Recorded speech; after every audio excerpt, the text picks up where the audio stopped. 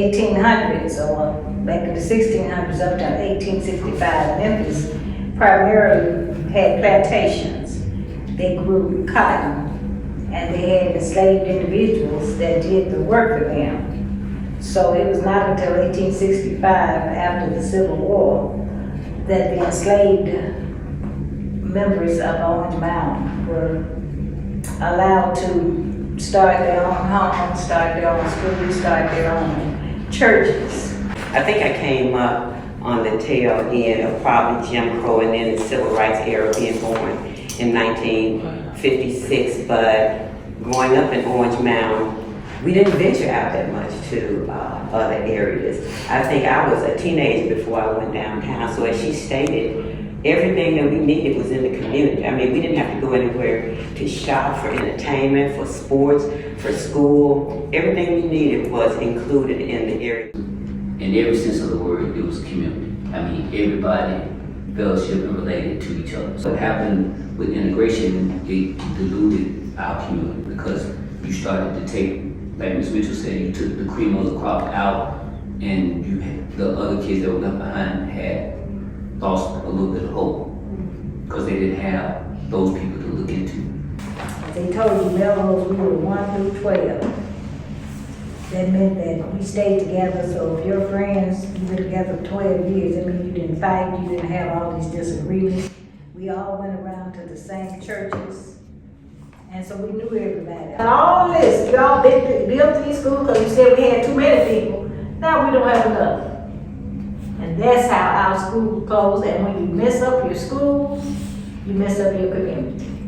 Melrose was the heartbeat. Yes. It killed our heart. That's how Melrose became scattered.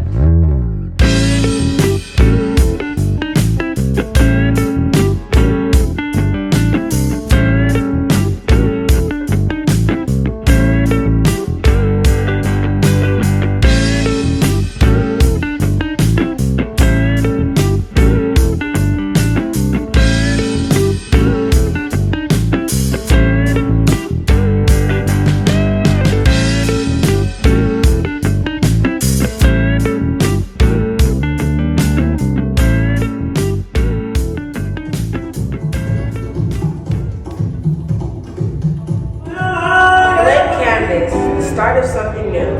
Free from the chains, free from the captivity, finally free to experience the high seas. Open to explore, open to create, open to transform and reflect, open to spread our wings and fly. I came to Orange Mound for 4 things: affordable housing, a nice church, good schooling, and hope. After seeing what Orange Mound has to offer, I knew this was the best place for my family. Those streets, everyone knew everyone, and unity thrived. Melrose, K through 12, once a sanctuary of hope and belonging, began to transform. The seed of change came in with a busing system meant to integrate, but inadvertently brought division. Orange Mound was my home, Orange Mound is my home, and no zip code will ever change. Melrose was not an option for me. I found more out east. As the 80s were coming up, I seen many in the mound turn to friends. Then I realized I have to leave the mound for the sake of my future. They say you are who you hang around, but I couldn't hang around much longer before my bright future became cloudy. But still lost and distraught, we built new homes and found a new hope. We took our story back, reinvented the narrative by protecting ourselves, educating ourselves, servicing ourselves, doing it ourselves. You all took everything we said and put it together so beautifully and presented it as a whole, I guess, play. And I just really enjoyed it. Because I honestly thought they were leaving Charlie up there while he was talking. I was like, that is so rude for them to get up. Yeah, like how does knowing the history change your thoughts or perspective about Orange Mound? But learning about Orange Mound and the history of Melrose was very eye-opening. And like the history like that, I don't think I would have ever known that if it wasn't for y'all. So it's really thank you to you guys. And Like a lot of people that I know from Orange Mound, they had left Orange Mound and they had like made it built big somewhere else outside of Orange Mound, but they still like repped like like identity from being from Orange Mound. Like they were so proud of, oh, I was at Orange Mound. I grew up there. That's my home. It was like literally our sanctuary. Like it was somewhere where we could grow, where we could find community, where we can build upon each other. And without that, like they are not able to develop the same pride that you guys have for your guys' community. It was so refreshing. And again, as an implant, I didn't know much. And even to this day, 40 years later, it is so wonderful to see the things that are happening.